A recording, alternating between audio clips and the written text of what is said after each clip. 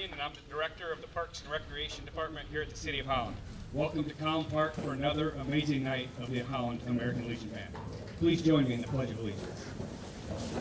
I pledge allegiance to the flag of the United States of America and to the republic for which it stands, one nation, under God, indivisible, with liberty and justice for all.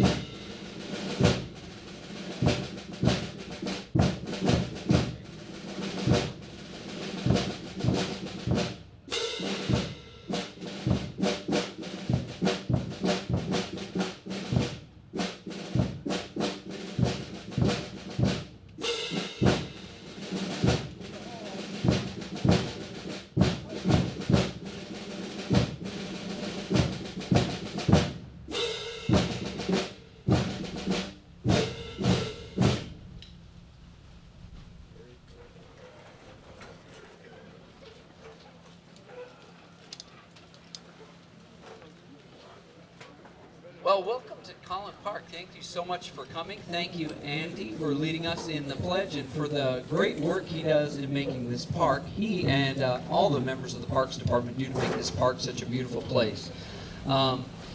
We are so grateful as a band to be here that you can come and be our audience. We're grateful for you. And we're also grateful to our sponsors. So I wanted to quickly let you know who some of the sponsors of the Holland American Legion Band are. The Holland City Parks Department is one. The Willard G. Leanhouse boasts 6 of the American Legion. Rest Haven, the Village of Appledorn, Padnos, Dykstra Funeral Home, Hayworth Helps, Hudsonville Trailers, Spartan Nash, Marine Corps League Shoreline Detachment 1027, Holland Charter Township, Laketown Township, and Fillmore Township. It really takes a lot to keep this band coming each week, and we're so grateful for the support of all of these places. Can you give them a hand, please?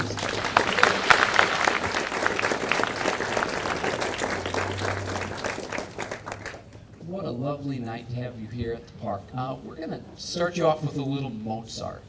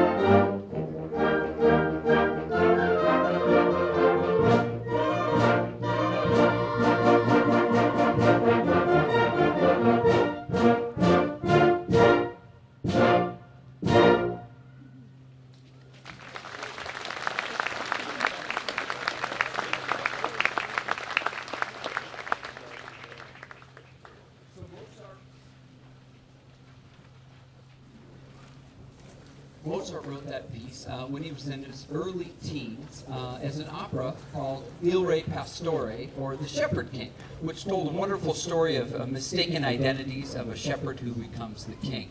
And tonight, I'd like to say that I'm proud to announce that normally I've been quite poor at having. Well, I'm not proud to announce the fact that I'm poor at this, but I'll back up.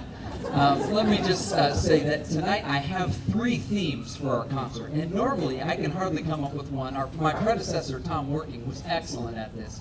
So I'd like to give you 3 possible themes for tonight's concert. One is A Night at the Opera. So we have 3 pieces in our concert tonight that involve music that comes from operas. The first one was The Shepherd King, which was an overture to an opera by Mozart. The second possibility for a theme for this concert is music through the ages. We have some music from the Baroque time period, some from the classical time period, some from the Romantic time period, and some from the 20th century music. And the third option for tonight's theme is music through song. So most of the songs on this concert tonight have words originally, and though I think sometimes in the music you can catch the essence of the words boiled down to just their most basic element. But so tonight you pick your theme. Is it Night at the Opera? Is it music through song? Or is it music through the ages? Either way, I hope you enjoy. The second tune is a tune made famous by Frank Sinatra. It was originally composed in 1922, so 100 years ago. And it's called Chicago, that toddling town.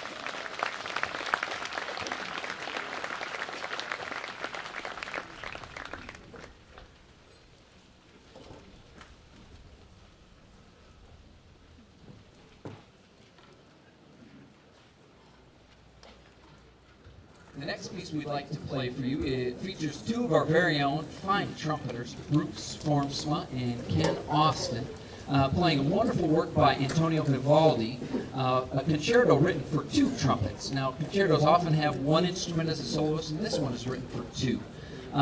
It's special for a number of reasons. Guys, come on up. It's special for a number of reasons. One of them is that during the Baroque time period, composers composed on natural trumpets, which didn't have any valves. The modern version of this is a piccolo trumpet, which Bruce will now hold up for you. It's really cute, isn't it? Ah.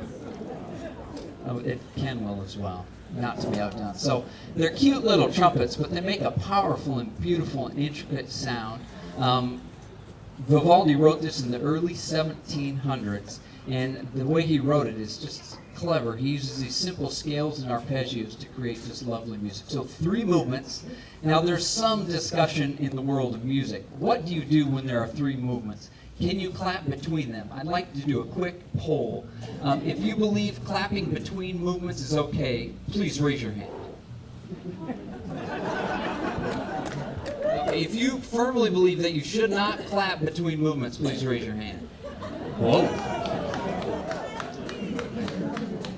Well, I gotta say that I'm totally fine either way. If the spirit moves you and you want to clap, if not, that's all right too.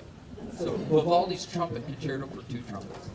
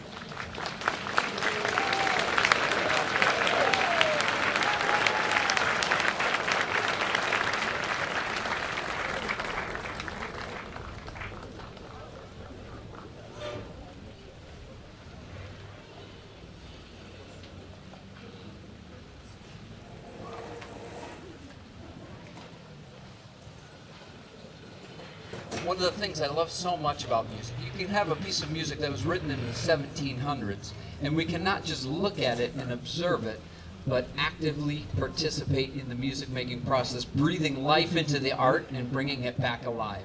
Literally putting our air into the instruments. I just love that about music. So what a fun thing to recreate a little artistic moment from the 1700s. We'd like to jump forward a little ways. We're going to do the second suite in F by Gustav Holst. Now, the seven movement, the seven traditional melodies that British composer Gustav Holst set throughout this suite are part of 4 movements. We're going to do 3 of those movements for you. So you got this test again, like, are you going to clap or not? And again, I'm fine either way. It happens that it opens with the British March, which is interesting. We're going to play a Sousa March in a little bit, so you can kind of compare notes. What do British marches sound like, and are they different than Sousa marches?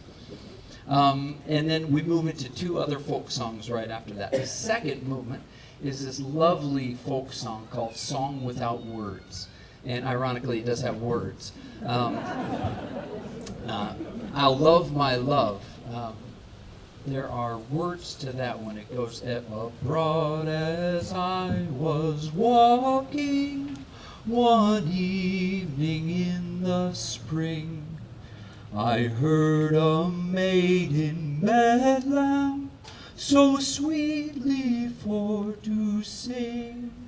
Her chain she rattled with her hands, and thus replied she, I'll love my love because I know my love loves me. And movement 2, movement 2 has that lovely melody in it, so listen for that. And then movement 4, we're going to skip 3, we'll play that for you another day. Fantasia on Dargason has this wonderful old folk song.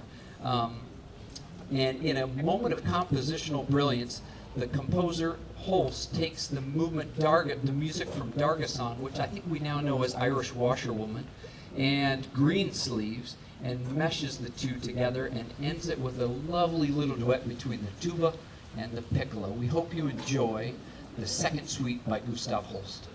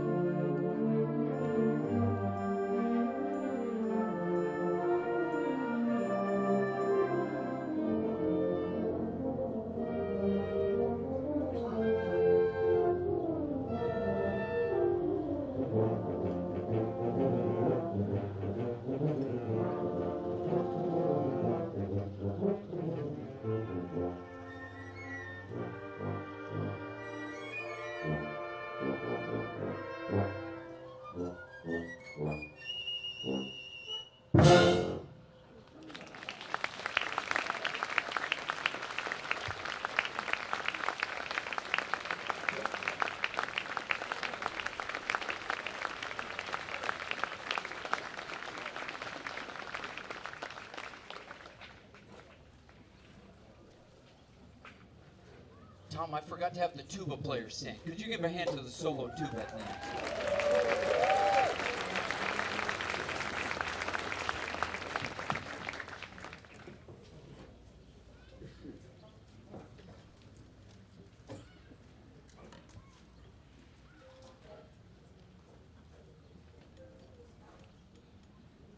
So back to the opera. In 1924, Puccini wrote an opera piece entitled Turandot.